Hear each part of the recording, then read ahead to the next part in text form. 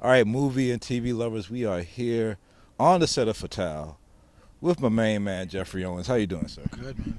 Good to be here. Now, you're a Brooklynite, so I always got to get the credentials Yeah. on what part of Brooklyn, what train you ride. What train? D train to 7th Avenue, Prospect Heights. Okay. Brownsville. He official. He passed. He didn't say Uber. He said the D train. But we're here and we're here at your magnificent house. Who would have known, like after Trader Joe's, that you was just balling out like this, man? Yeah. Life's tough. This is not my house. This is the house where we're filming Fatale. I just want you to know. This is Michael Ealy's house in the movie. Yeah. This is where he lives.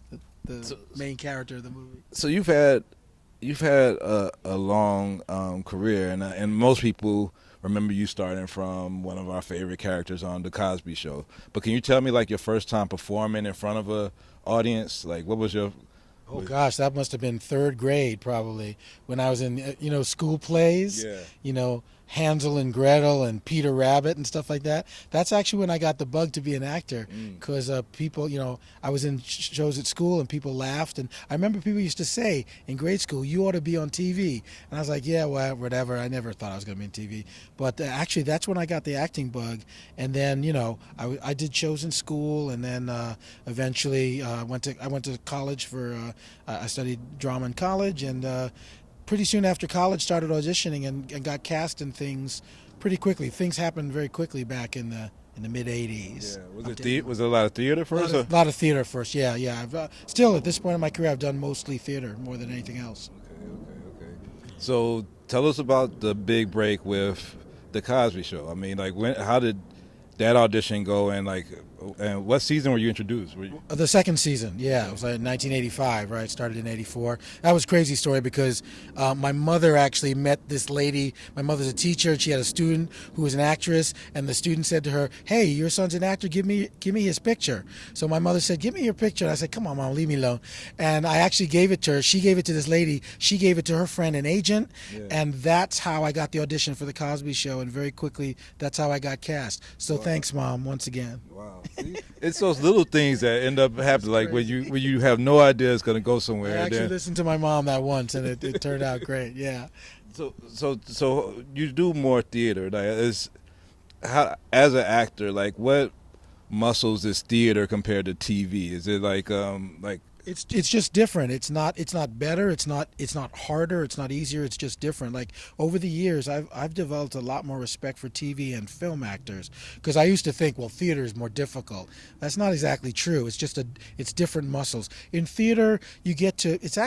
It's easier for me to do theater because you get to rehearse more. You get more rehearsal time. You get time to study your part from, beginning, middle, and end. There's a kind of an order. In television and film, as you probably know, you can shoot your last scene first, your first scene last. Yeah, You know what I mean? yeah. You can do a scene with somebody and they're not even there. You're talking to a piece of wood Yeah. or a tape or something.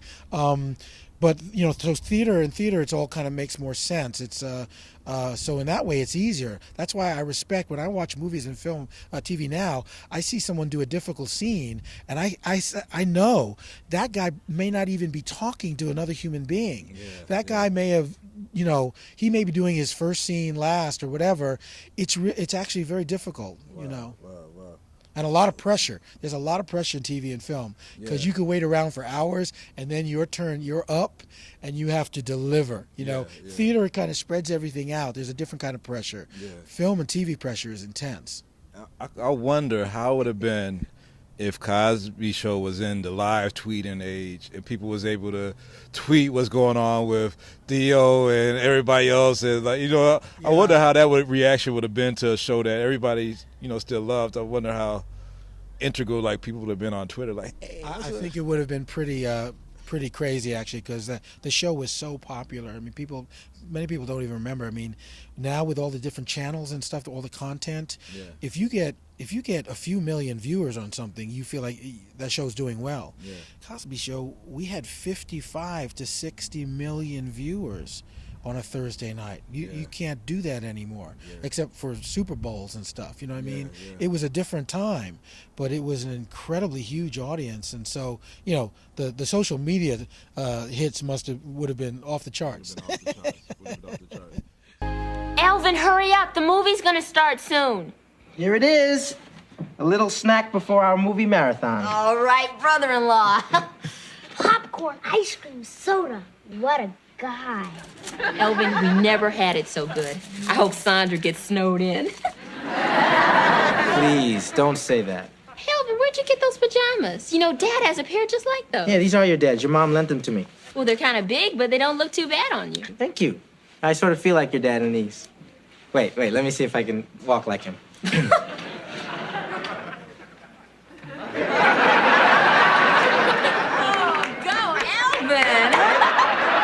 Do I got it? Yeah, 2 more. Okay. Hey, Pud! Now don't try to tell me what to do because you know I paid for that couch you're sitting on. So now you're been cast in this movie. Could you tell a little about your role? Yeah, sure. I play a character named Bill Cranepool. I am the lawyer for Michael Ealy's character. Michael Ealy's the protagonist in the film, and accused of murder, and I'm the lawyer that's trying to get him off. I hear you're a little uptight, like you're a little... Yeah, I'm a bit uptight, yeah. Yeah, I'm an uptight lawyer from the East Coast, yeah. So how is it working with Michael Ealy? I mean, he's been living in New York for a while. I remember. He's great. I mean, he just when I came onto the set 2 weeks ago, because I actually came to LA 2 weeks ago to do one day, went back to the East Coast, and came back yesterday to do my other scenes. He and the director Deion Taylor just welcomed me immediately, made me feel like family, right at home. Yeah. He's great to work with, Mike. We did a couple of scenes last night, and he's just very generous, and it's good. It's a good relationship. So I want to get to like this recent news that put all this spotlight on you. I was getting offended looking at the tweets where it's like, yeah, ex-actor Geoffrey. I was like, it's not an ex-actor. He's working and doing his thing. Right. But I mean, just being there, like, were people recognizing you a lot at the store, and how long before, like, from that point to like this whole thing blew up with the picture? I worked at Trader Joe's for 15 months. Now that seems like a lot to me. Now to most people, it's like, so what? You did a job for 15 months. I did a job for 30 years. But for me, it was a big deal because it was the first time in 32 years that I had done a job outside of acting, directing, and teaching. And in those 15 months, I don't think a day went by when someone didn't recognize me at the store. Sometimes a number of people. They were all really nice, very cool about it, extremely cool. Some people asked me for autographs. Occasionally I give them. Some people ask me for pictures. I didn't take any pictures in the store. But the woman who, it was towards the end of my being there, probably, in those last months or so, that this person, I didn't know it was happening. She took pictures of me, and you know the rest of the story. She sold them to tabloids and what we used to call tabloids, news outlets, and stuff like that.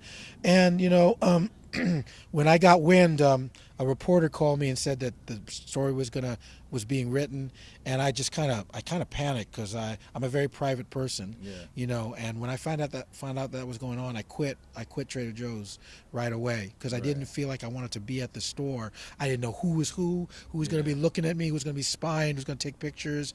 It was too weird, so I actually left. I quit. They were really nice. They said, well, don't quit. Consider it an indefinite leave of absence. So that technically that's where I'm welcome to go back to Trader Joe's if I need to, which is nice. They're awesome.